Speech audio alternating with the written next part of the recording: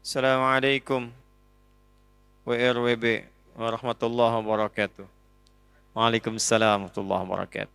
Insyaallah kami sering mendengarkan ceramah Ustaz di YouTube. Apakah kami yang hari ini alhamdulillah hadir diakui santri Ustaz? Dan apakah nasab kami sampai pada Rasulullah sallallahu alaihi wasallam?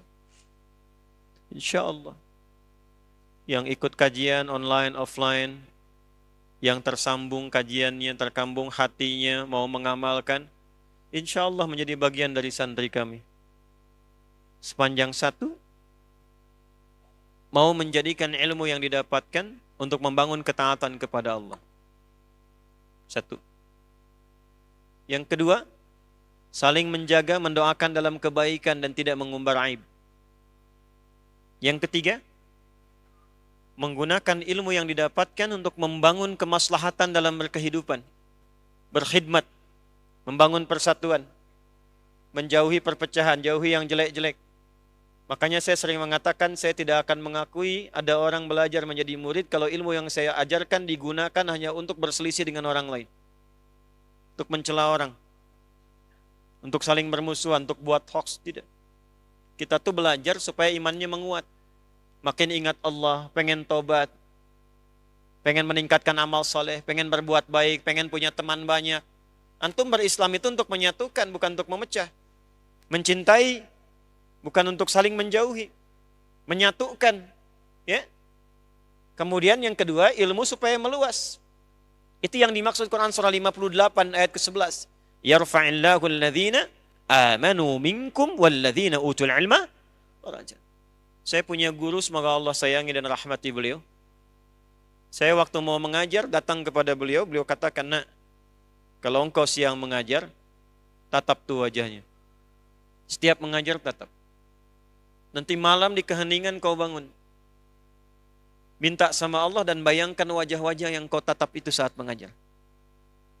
Minta sama Allah rahmati orang itu.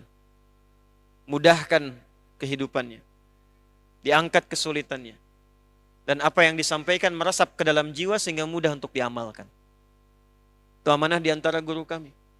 Jadi iman bisa menguat, ilmu bisa bertambah. Kalau ilmunya bertambah, itu insya Allah menjadi pribadi yang luas nanti dalam beribadah dan bermuamalah.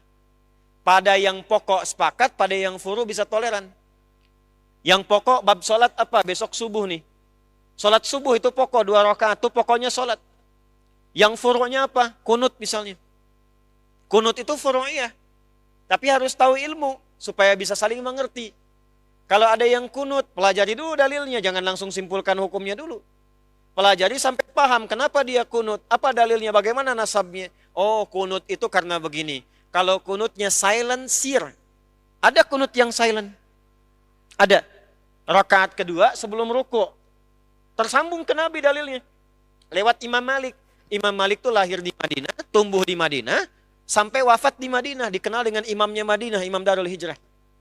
Sekarang mazhabnya ada di Afrika Utara kebanyakan. Libya, Tunisia, Maroko sampai nyebrang Mediterania ke Italia, Spanyol. Silent. Jadi dibacanya nggak kencang, makmum dan imam bersamaan sebelum rukuk. Ada yang dikeraskan. Versi ini kemudian dipopulerkan Imam Asy-Syafi'i. Imam Syafi'i itu muridnya Imam Malik. Cuman memilih riwayat yang jahar.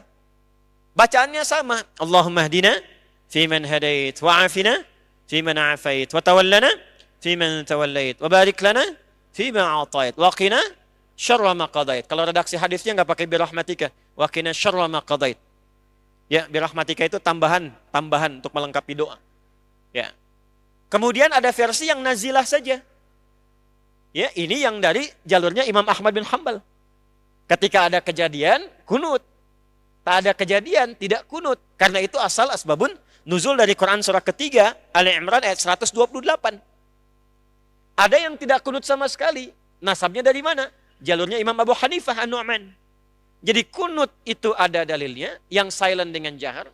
Yang kunutnya nazilah pun ada dalilnya. Yang tak kunut pun ada dalilnya. Yang tidak ada dalilnya itu yang tidak sholat subuh. Yang usul tadi. Kalau sudah paham begini, kata ada Syekh Ibnu Utsaimin rahimahullah, Syekh Utsaimin. Itu mazhabnya Hambali. Beliau enggak kunut subuh. Tapi fatwanya apa? Kalau Anda ada di belakang imam yang imamnya kunut, maka aminkan. Allahumma hadina fiman hadait. Amin. Nah, itulah faedahnya meningkatkan ilmu. Nah, kalau begitu nanti nggak akan ada saling tuduh, saling mengecilkan, saling merendahkan.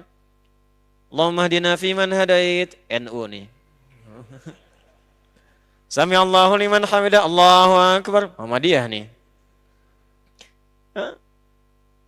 Yang paling ekstrim, Allahumma hadina fiman hadait. Bid'ah. Ya Allah.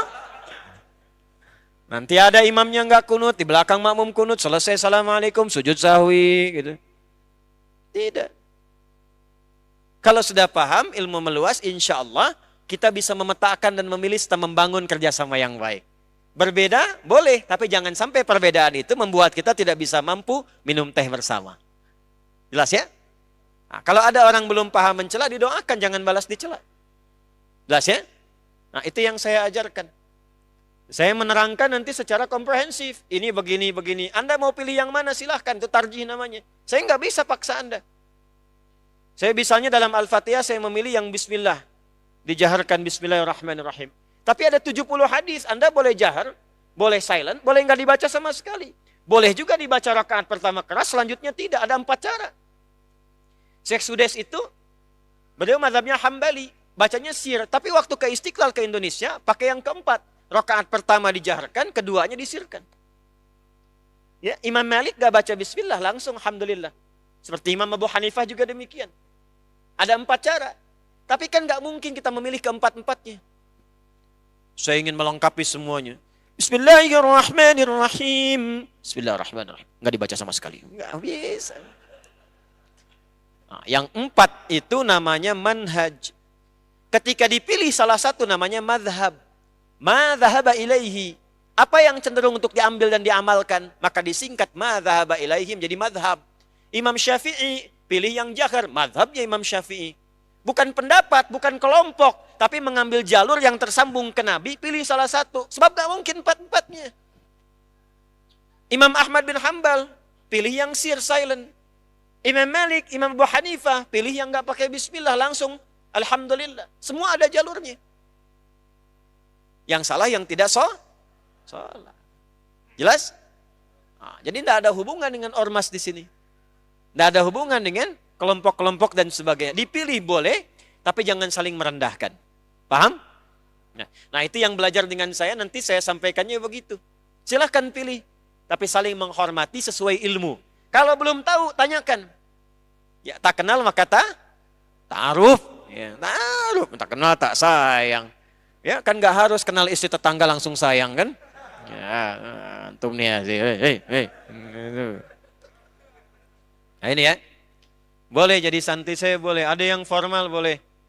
Yang formal itu dari yang lembaga pendidikan KB sampai pesantren. Ada yang formal khusus mulazamah. Setahun itu 20 sampai 25 orang. Tahun ini dibuka akhwat di tempat khusus. Itu kami siapkan tempat. Gak boleh bayar, gak boleh apa-apa, kami yang siapkan semuanya.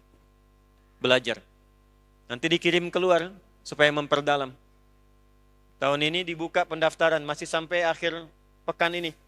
Selesai nanti kami seleksi, diterima 25 orang. Dengan saya sepekan, saya langsung kirim ke Mekah untuk belajar dulu sambil umrah. Balik lagi nanti setahun dengan saya belajar. Ada yang mira, santri mira, ikut di online, silahkan. Nanti setelah pesantren sedikit selesai nanti bisa ditempati, diundang belajar di sana. Ya, sepekan, weekend belajar, nanti 3 hari pulang boleh. Makanya dibangunnya sama-sama, makanya wakaf. Saya nggak punya sedikit pun aset, tidak ada, semua wakaf. Tanahnya, ininya semua. Saya cuma numpang ngajar dan minta sedikit sepetak untuk kuburan di situ. Selebihnya nanti diteruskan sama yang belajar itu. Hidupnya begitu aja. Nah, setelah itu kita berusaha memakmurkan negeri kita. Belajar itu harus memakmurkan tempat yang kita pijak. Itu amanat. Wa idh qala rabbuka lil malaikati inni ja'ilun fil ardi khalifah. Fil ardi kita di Indonesia sekarang. Maka Indonesianya kita bantu makmurkan.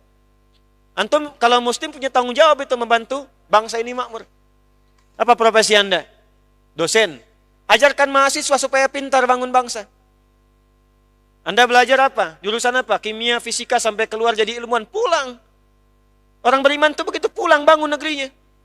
Bangun. Ya. Demikian yang lainnya semua begitu. Dan niatkan untuk ibadah. Kalau semua berniat ibadah, nggak ada kemaksiatan nanti. Yang korupsi, nggak ada. Ya. Dan sebagainya insya Allah. Insya Allah. Semoga Allah berikan kemuliaan pada kita semua.